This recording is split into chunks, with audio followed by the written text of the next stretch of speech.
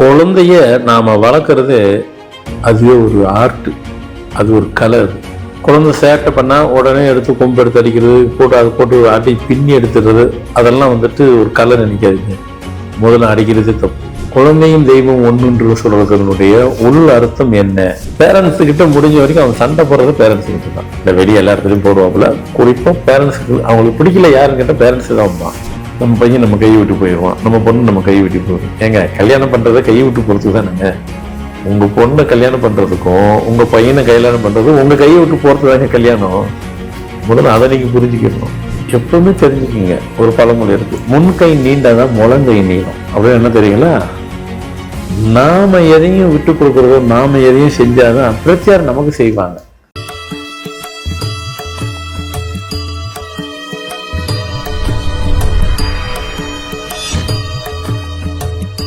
வணக்கம். Format numerology, உங்கள் மகதன் சேகர் ராஜா உங்களுடன். வணக்கம் போல் தகவல் தான். என்ன தகவல் அப்படி எடுத்துக்கிட்டால், இன்னைக்கு ஒரு மோட்டிவேஷன். ஏன்னா அது நமக்கு ரொம்ப அவசியங்க. மோட்டிவேஷன் சொன்னோன்னே எழுச்சி போயிடாதீங்க. எனக்கு மோட்டிவேஷன் கொடுக்கறது தான் ஆள் இல்லை. ஏன்னா நான் ஒரு மோட்டிவேஷன் அட்வைஸ் பண்ணிட போதும் நினைக்காதீங்க. அதுதாங்க தேவை இன்னைக்கு, ரொம்ப அவசியம். என்ன மாதிரி நான் அப்படி எப்படி செக்மெண்ட் அழகா சொல்றேன் பாருங்க. எங்கேருந்து ஆரம்பிக்கிறேன் பாருங்க. இப்போ குழந்தை இருக்கு. குழந்தைய நாம வளர்க்குறது அதுவே ஒரு ஆர்ட், அது ஒரு கலர். குழந்தை சேட்டை பண்ணா உடனே எடுத்து கொம்பு எடுத்து அடிக்கிறது, போட்டு அதை போட்டு அடி பின்னி எடுத்துடுறது, அதெல்லாம் வந்துட்டு ஒரு கலர் நினைக்காதீங்க. முதல்ல அடிக்கிறது தப்பு. ஏன்னா குழந்தை தெய்வமும் ஒன்றுன்னு சொல்றோம். இப்போ நீங்க குழந்தைய அடிச்சீங்களா, தெய்வத்தை அடிச்சீங்களா? அப்படி ஒரு கேள்வி இருக்குல்ல. இல்லைங்க, அது ஒரு சும்மா ஒரு இதுக்காக தாங்க நான் சொன்னோம் அப்படின்னு சொல்லிப்பீங்களா? நீங்க சொல்ல முடியாது. சரிங்க, குழந்தையும் தெய்வம் ஒண்ணுன்னு சொல்றீங்கள, சும்மா பெரியவங்க ஏதோ ஒரு இதுக்காக சொன்னாங்க, அதை போய் இப்ப சொல்லி விட்டுருவீங்களா அப்படின்னா அதுக்கு அர்த்தம் அப்படி இல்லைங்க. அர்த்தத்தை இப்ப புரிஞ்சுக்கிங்க. குழந்தையும் தெய்வம் ஒன்றுன்று சொல்றதனுடைய உள் அர்த்தம் என்ன அப்படி என்றால், இப்போ தெய்வம் கடவுள் அடுத்து ஏதாவது ஒண்ணு செய்ய போறாரு. என்ன செய்ய போறாருங்கிறது நமக்கு தெரியுமா? கண்டிப்பா தெரியாது. அதே மாதிரி நம்ம வீட்டு குழந்தை அடுத்து ஏதோ ஒண்ணு பண்ண போகுது அப்படின்னு யாருக்குன்னா தெரியுமா? தெரியாது. அவன் குழந்தை என்ன பண்ண போகுது யாருக்கு என்ன தெரியும்? என்ன வேணாலும் பண்ணும். கடவுளும் என்ன வேணாலும் பண்ணுவார். இதுக்குதான் குழந்தையும் தெய்வம் ஒண்ணுங்கிறது. ஒரு சின்ன வித்தியாசம். குழந்தை அடுத்து என்ன பண்ண போகுதுன்னு தெரியாது.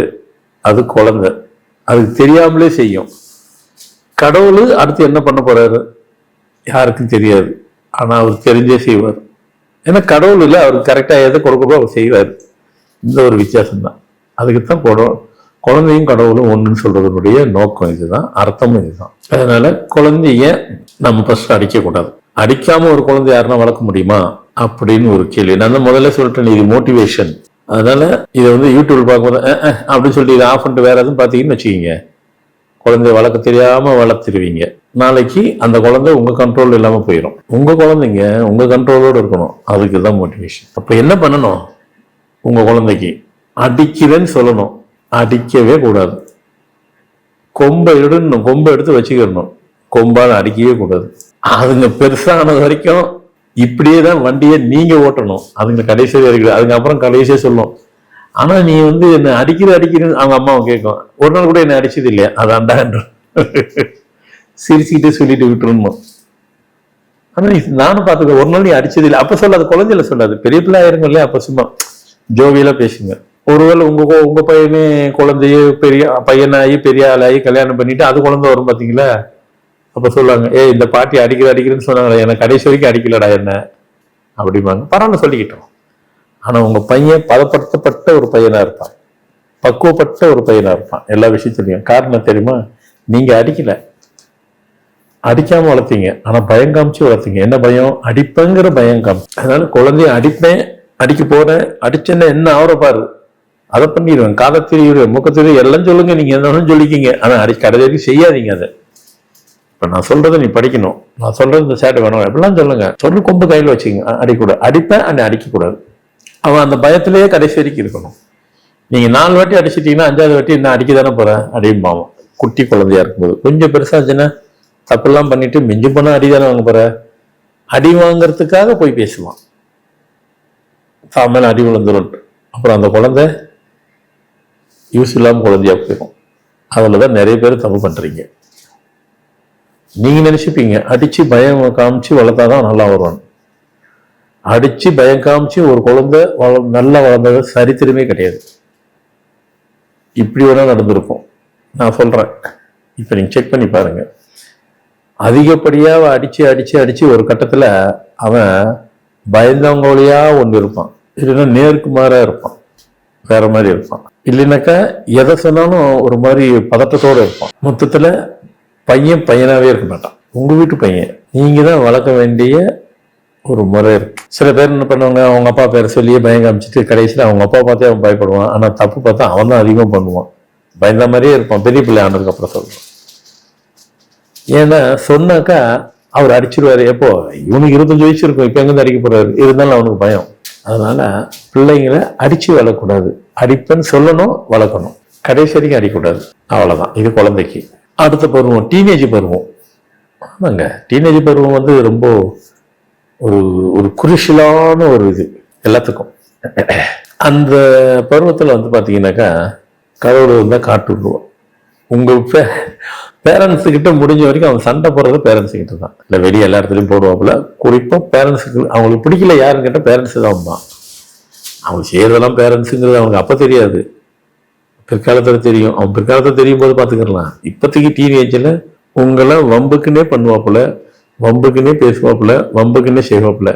எதெல்லாம் செய்யக்கூடாதுன்னு சொல்லுவோமோ அதெல்லாம் செய்வாப்புல, எதெல்லாம் செய்யுன்னு சொல்லுவோமோ அதை செய்ய மாட்டாப்புல. அப்போ அந்த நேரத்தில் பெற்றோர்களுடைய அரவணைப்பு ரொம்ப அதிகமாக இருக்கணும். நீங்க அந்த நேரத்துல தான் அவன் சொல்றதை கேட்க மாட்டான்னு சொல்லிட்டு நீங்க பதிலுக்கு ஏற்குமாறு போனீங்கன்னு வச்சுக்கீங்களேன், ஃபுல்லா விலகிடுவான் ஃபேமிலியை விட்டு.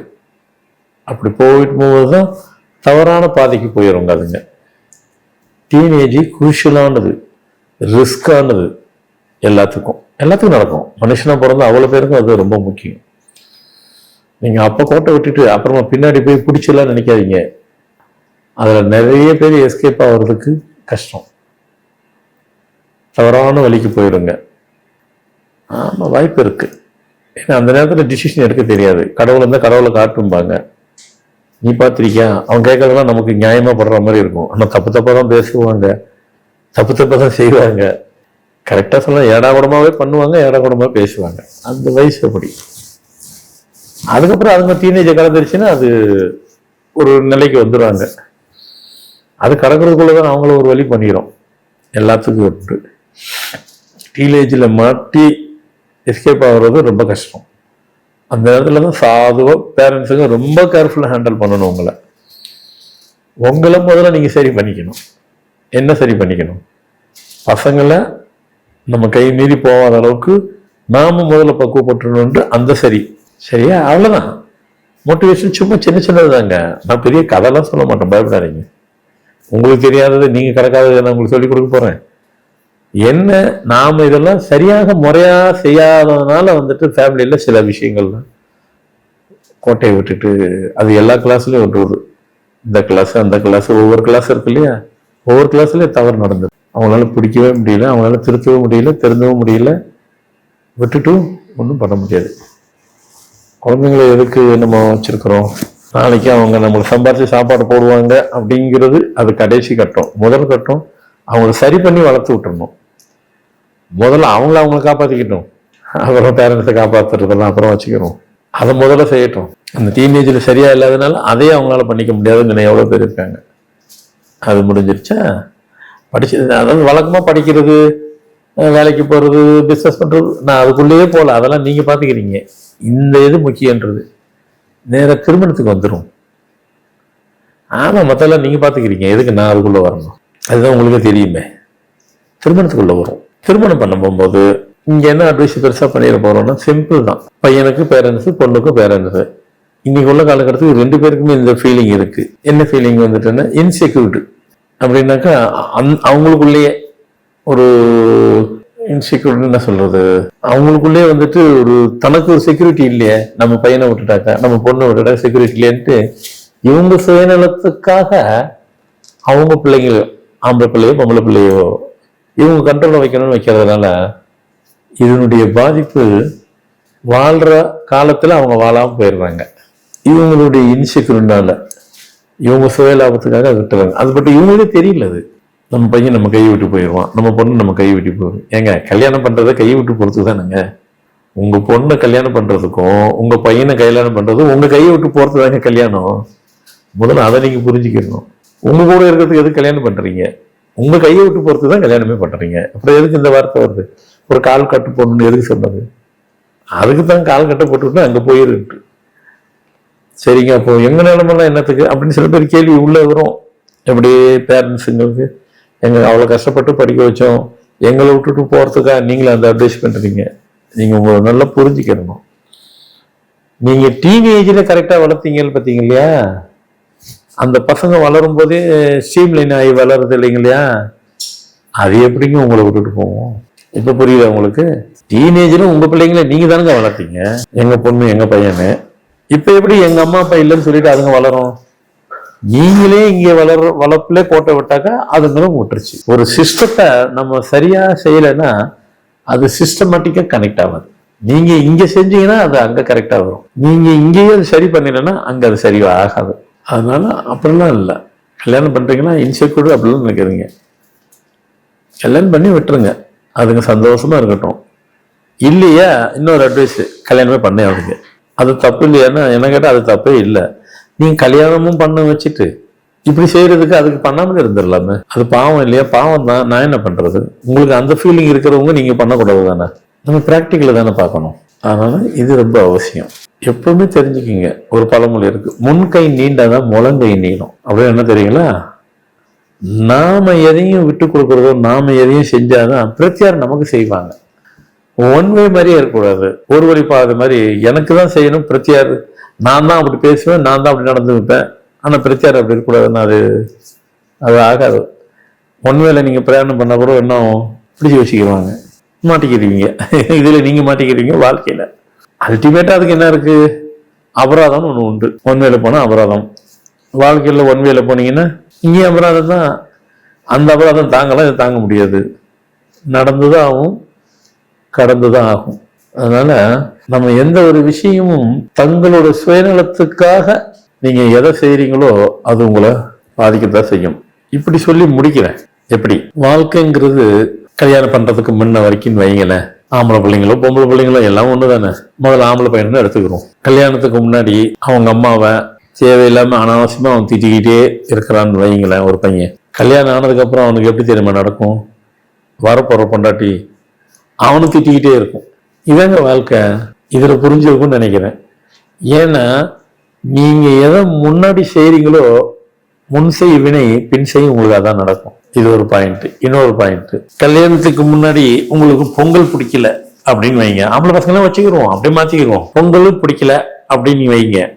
உங்களுக்கு நீ கல்யாணம் பண்ணி முடிச்சதுக்கு அப்புறம் உங்களுக்கு வர ஒய்ஃபுக்கு எது பிடிக்கும் தெரியுமா?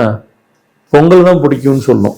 கடவுள் இல்லைன்னு சொல்றீங்களே, அதெல்லாம் அவங்களுக்கு தான் சொல்லக்கூடிய வார்த்தை. கடவுள் எங்கேயும் இருக்கிறாருன்னு நினைக்கிறவங்களுக்கு இது தேவையில்லை. அவர் எங்க வேணாலும் எப்படி வேணாலும் பிளே பண்ணுவார். இதெல்லாம் எப்படிங்க சாத்தியப்படுது? அதே மாதிரி கல்யாணத்துக்கு முன்னாடி ஒருத்தன் சொல்லுவான், அந்த பொண்ணு பத்தியா எவ்வளவு குண்டா இருக்கிறா, எப்படி இருக்கிறா பாரு அப்படின்னுவான். கல்யாணத்து அன்னைக்கு அவன் எங்க சுத்தி அங்க சுத்தி கடைசியில 100 பொண்ணை பார்ப்பான், 150 பொண்ணு பார்ப்பான். ஒரு குண்டான பொண்ணு தான் அவனுக்கு கிடைக்கும். ஏன் தெரியுமா? நீ குண்டான ஒரு பொண்ணை பழிச்சு பேசினே இல்ல, அதான் வந்து கிடைக்கும். என்னங்க இப்படி சொல்லிட்டீங்க? நான் சொல்லலைங்க, இதுதாங்க வாழ்க்கையினுடைய தத்துவம். இப்ப பையன் சொன்னீங்களா, அப்படியே பொண்ணுக்கும் போட்டுக்குங்க. அங்கேயும் அதே பொம்பளை பிள்ளைங்க இருக்கு, சும்மா அங்க பேசிக்கிட்டே போவோம். ஒரு பொண்ணு வந்துட்டு கண்ணாடி போட்டு ஒருத்தன் போறான் பத்தியா, ஆளு எப்படி இருக்கான் பத்தியா, அவன் மூஞ்சி கண்ணாடிக்கு அவனும். அது கல்யாணம் பண்ணா அவன் கண்ணாடி தான் போட்டு கிடக்குப்பான். அவன் எதுக்கு இதெல்லாம் ஃபர்ஸ்ட் உள்ளதெல்லாம் சொல்லிட்டு எதுக்கு இதை சொல்றேன்னு பாத்தீங்கன்னா, இதெல்லாம் இயற்கைங்க. எதுக்காக சொல்றேன்னா, யாரையும் பழிச்சாக்கா அதுதான் பழிக்கும். கண்ணாடி போடக்கூடாதா பெரிய தப்பா அப்படி சொல்ல வரல. அதே மாதிரி வழக்கு தலைன்னு வைங்களேன், கோல்டட் மாதிரி வைங்களேன், எப்படி போறான் பத்தியாம அப்படின்னாக்கா அவனுக்கு அதான் கிடைக்கும். அந்த பொண்ணுக்கு அங்க சுத்திதான் கிடைக்கும். கரெக்டா அதை ஜாடிக்கேற்ற முடின்னு நீங்க சொல்றோம் பாருங்க. கடவுள் கரெக்டா வைப்பாரு அவரு. ஏங்க கடவுள் இதெல்லாம் செய்வார், வேற வேலை இல்லையா? அதெல்லாம் நான் சொல்ல, அவர் வேற வேலை இல்லை இதெல்லாம் செய்வாரா அப்படின்னு நினைக்காதீங்க.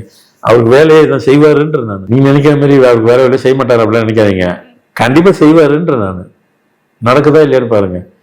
இப்போ இந்த ப்ரோக்ராம் பண்ணி நீங்கள் உட்காந்து போட்டு பாருங்க, 100% அவ்வளோ பேர் நீங்கள் உங்கள் லைஃப்பில் சிரிச்சு தான் ஆகணும். காரணம் அவ்வளோ நடந்து தான் இருக்குது எல்லா வாழ்க்கையிலும். யாருக்கு ஒருத்தரை விட்டுறது இல்லை. அவர் ஒருத்தர் உலகத்தில் ஒரு ஆள் அது மாதிரி விட்டதே இல்லை. ஒரு ஃபேமிலியும் யாருமே அவர் விட்டதில்லை. நாம் எதை பழிக்கிறோமோ பழிக்கிறது தான் உங்களுக்கு பழிச்சிடும். அதுக்கே அவ்வளோ அஃபெக்ட் இருக்குன்னா அன்றாட வாழ்கிற வாழ்க்கையில் எவ்வளோ அஃபெக்ட் நம்ம கொடுக்கும். அதுதான் நான் சொல்ல வந்தது. இந்த மோட்டிவேஷனுடைய நிறைவு பகுதி அதுதான். அதுக்கே அப்படி கொடுக்குறாருன்னா அவ்வளோ அஃபெக்ட் இருக்குன்னா, சும்மா ஒரு பொண்ணு அவனை பார்த்துட்டு போல்ட்டு வழுக்கு மண்டை மாதிரி போகிறான் அப்படின்னு சும்மா ஒருத்தனை பார்த்து கிண்டல் பண்ணதுக்கே அவனுக்கு அமையிறது வழுக்கு மண்டைக்காரன் தான் கிடைக்கிறான். ஒரு பொண்ணு குண்டா இருக்கு, இதெல்லாம் ஒரு பொண்ணா குண்டா இருக்குன்னு சொன்னா இவனுக்கு அமையிறது அப்படிதான் இருக்கும். 100-150 பொண்ணு பாப்பான் கிடைக்காது. இது எல்லா வீட்லயும் நடந்தது. ஞானம் சொல்லிக்க முடியாது. எப்ப எங்கன்னு சொல்றது? இயற்கை உண்மை நடந்திருக்கும், நடக்க போறவங்களுக்கு நடக்கும். யாரையும் பழிக்காதீங்க. கடவுள் அங்கங்க இருப்பாரு. எல்லா வேலையும் கரெக்டா கனெக்டிவிட்டியோடு நடக்கும். அதே மாதிரி நம்ம வளர்த்தும் போது நம்ம பிள்ளைங்களை சரியாக போகும்போது சரியாக இருக்கும். அங்க எங்கன்னா மிக்ஸ் பண்ணிட்டீங்க, டோட்டலா இதாகி போயிடும். ஸோ உங்களுக்கு அழகா மோட்டிவேஷனுங்கிற பேர்ல அழகா ஸ்ட்ரீம் லைன் பண்ணி கொடுத்துருக்கேன்னு நான் நம்புறேன். அதே மாதிரி முடிக்கும் போது ஒன்று ஃபினிஷ் பண்ணி முடிச்சிடுறேன். பொதுவாகவே 50 வயசு 60 வயசு கடந்துட்டாவே பேஷன்ஸ் இருக்கணும், பொறுமை அவங்களுக்கு தான் அதிகம் இருக்கணும். சின்ன பசங்க மீன்ஸ் 25-30 வயசு பசங்களுக்கு இல்லை அப்படின்னா விட்டுடலாம். 50 வயசு கடந்து 55, 60, 65 வயசு கடந்தவங்களுக்கு அவங்களுக்கு தான் இருக்கணும். இல்லையே அப்படிலாம் சொல்லாதீங்க. இருக்கணும், இருக்க வச்சுக்கணும். அப்போதான் எல்லாம் கரெக்டாக போகும். அப்படியே ஃபேமிலியை அழகாக நீங்கள் நடத்திட்டு போகலாம். வாழ்க்கையும் ஈஸியாக கடத்திட்டு போகலாம். சூப்பரான லைஃபை இறைவன் உங்கள் பின்னாடி அழகாக அவர் ப்ளே பண்ணிட்டு இருப்பாரு. அந்த ப்ளே பண்ணுற பிளேயும் நல்லாயிருக்கும். வணக்கம். ஃபார்மட் நியூமராலஜி நிறைய தகவலை உங்களுக்கு நீங்கள் விரும்பினபடியும் அவ்வளவும் கொடுத்து கொண்டிருக்கிறேன். எல்லாத்துக்கும் பயன்பெறும்படி உள்ளன. இதிலே நிறைய சந்தேகங்கள் எதனா இருந்தாலும் தொடர்பு கொண்டு கேளுங்கள். நிகழ்ச்சி பார்த்து முடித்தவுடன் லைக் பண்ணுங்கள், ஷேர் பண்ணுங்கள், சப்ஸ்கிரைப் பண்ணுங்கள். நன்றி, வணக்கம்.